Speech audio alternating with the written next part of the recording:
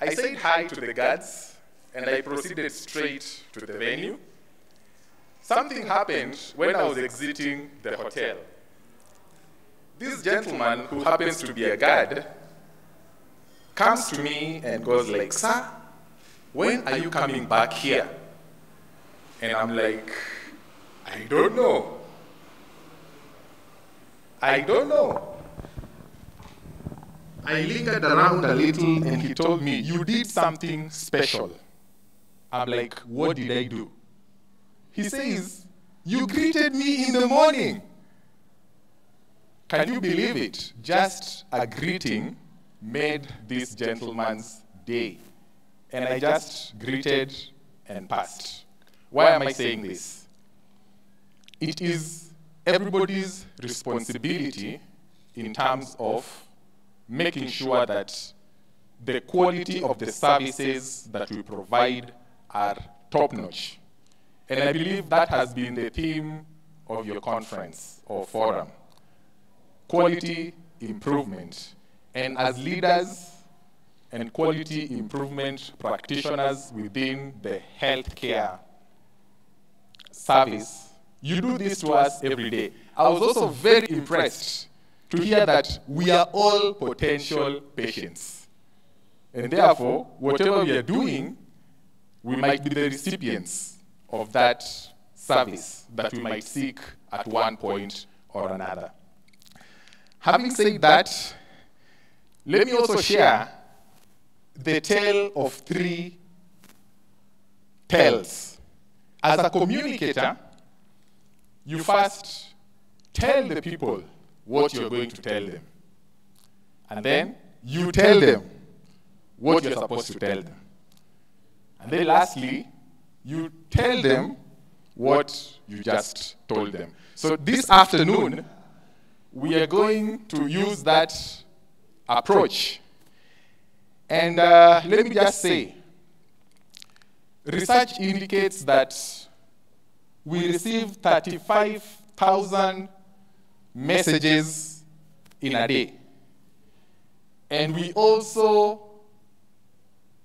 speak about 16,000 words. The question is, out of all that you had and all that has been said here, what is it that you're going to remember and take away for implementation as part of your quality improvement in the services that you provide? Let's move to the next slide. Now, we have many reasons why we communicate. And I have a couple of these. Number one is to influence. I want to convince you to move from where you are to the side I'm on. That's called influence. And John Maxwell defines leadership as influence, nothing more, nothing less. So if you are able to influence, you qualify to be a leader. We also communicate to inform. I just want to pass message. Whether you're going to take action on it or not, I have communicated. I have informed. We also speak or communicate to inspire. And at this inspiration, for me, I say, anytime I take the microphone or the stage, I want to add value. Because I say that I am a person of value, I value people, and I add value to people. So I'm hoping that in the next 7 minutes that I have, I'll have added some value to you. We also speak or communicate to motivate. And when you're being motivated, motivation comes from external, as opposed to inspiration that comes from within. Inspiration comes from within yourself, and motivation is driven externally. Last but not least, we communicate to express feelings. Maybe I'm having a sad day, I need to see a therapist, I need to see a coach. I express my feelings, and I improve my relationship as I do so. Next slide. So what is the problem here? 3 C's. Number one, confidence, which I know all of you are well vested in your areas of expertise, and you have no problem with confidence. I've been listening to you. there is another problem of content. You also don't have a problem with content. In fact, you are the most read or educated workers we have around. Medicine and any medical-related training takes a lot of time. And I commend you for the work that you do on a daily basis. However, there is one challenge that I want to focus on, which is connection. For you to become an effective communicator, you have to make a connection. I'm hoping by now I've already connected with you. Let me see if there's anybody dozing or sleeping. Not one. So I'm hoping that I am connecting with you. Next slide. So this is now the content I want to deliver. This is based on the book by John C. Maxwell, who happens to be my mentor as a Maxwell Leadership Certified Team Member. And I'm therefore certified and qualified to use his content to add value to people. Now, in his book, everyone communicates, few connect, caught my attention. And he shares 5 principles on how to become an effective communicator. Now, principle number 1, connection increases your influence in every situation. Whenever you connect, you are going to be influential and you're going to excel as a leader. Number 2, connection is about others. It's not about me as I stand here this afternoon. It's about you, the value I want to deliver and deposit in you. Number 3, connection goes beyond words. It's not about the words I use. You've just been told. At times we use technical jargon and we lose out on our audience. Number 4, connection always requires energy. And believe you me, they say that the more the audience, the more energy the communicator requires. If you're having a one-on-one conversation, it's easy to connect. If it's a group, maybe a team, colleagues, a little bit more energy. If it's an audience like this in a conference, more energy. So now you can imagine my energy levels are a little bit high because I'm communicating to an audience. Fifthly, is that connection is more skill than talent. Again, John Maxwell says, talent is not enough. You might have your PhD, several of them. However, for you to become an effective communicator, you must develop the skill of connecting. And that's what I want to focus on. Next slide, please. Having understood the principles, let's look at the practices of connection. For you to connect effectively, you must find common ground. And I think I connect with you because the bio that has just been read, I studied Bachelor of Science at Chiromo. And some of my classmates, of course, were in the same chemistry classes. I can connect a little. I didn't study medicine or medical studies, but we can connect on that. So whenever you're communicating with somebody, find the common ground. Number 2, as a communicator, you have to do the difficult work of making it simple. I like what the last speaker just talked about this. We have to simplify our message. Now, this afternoon, I was tasked. I came with 30 slides. And yesterday, I also heard that let's not cause death by PowerPoint. I'm hoping we'll all be alive by the time I conclude this presentation.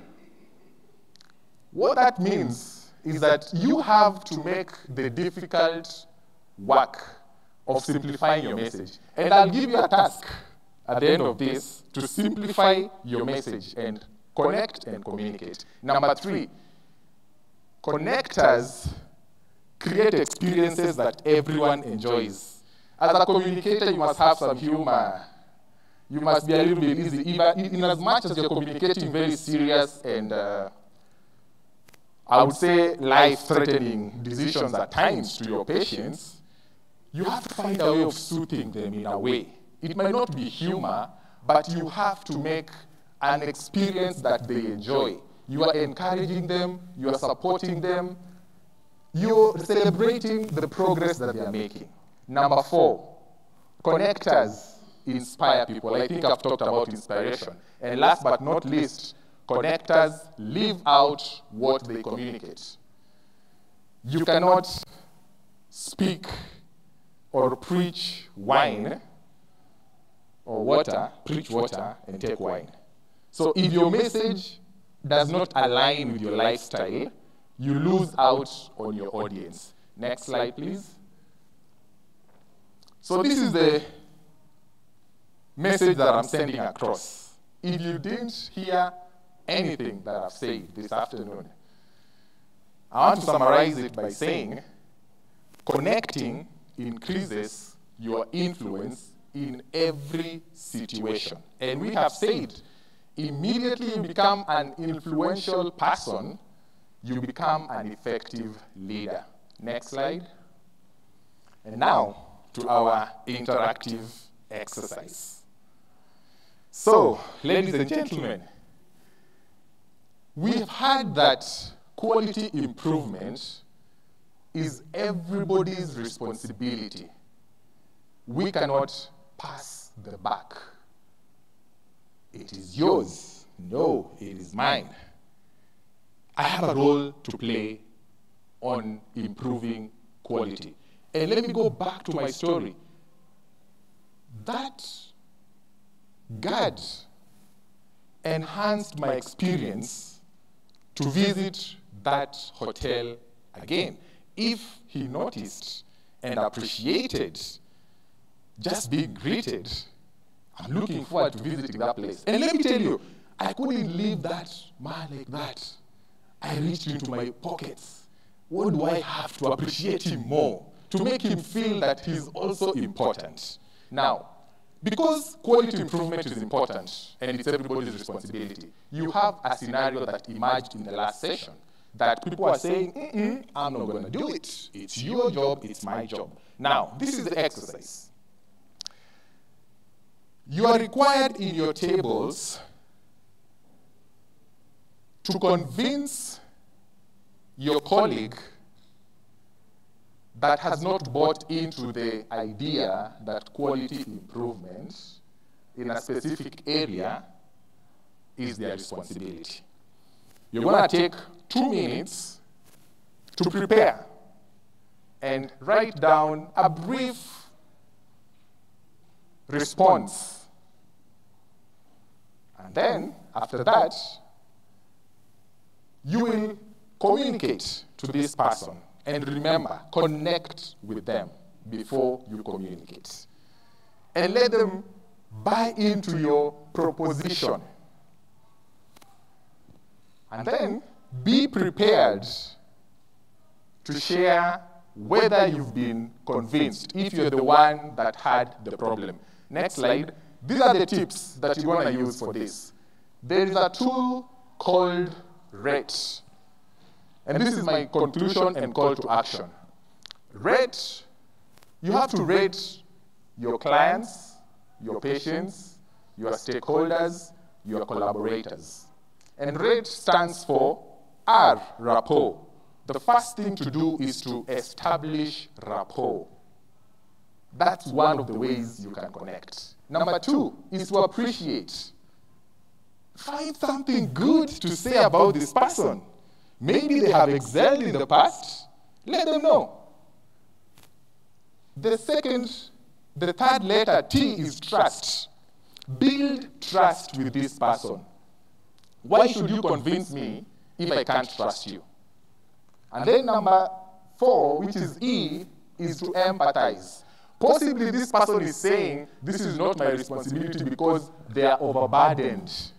They are overworked. It's not about the capacity. They have the capacity, but they don't have the time. So empathize with their scenario.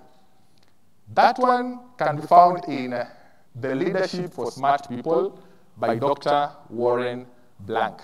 I also heard yesterday, people who have innovated, we don't have to reinvent the wheel. So I've applied some of that. I've not reinvented the wheel. Everything I've shared, you've had before. It's been published elsewhere. And I have acknowledged. I have copied, modified, and pasted, and given credit where it is due. So, know your audience, and most importantly, connect with your audience to become an effective communicator. And at this point, I want to send you into the task of doing the interactive exercise. Thank you. Thank you very much. So let me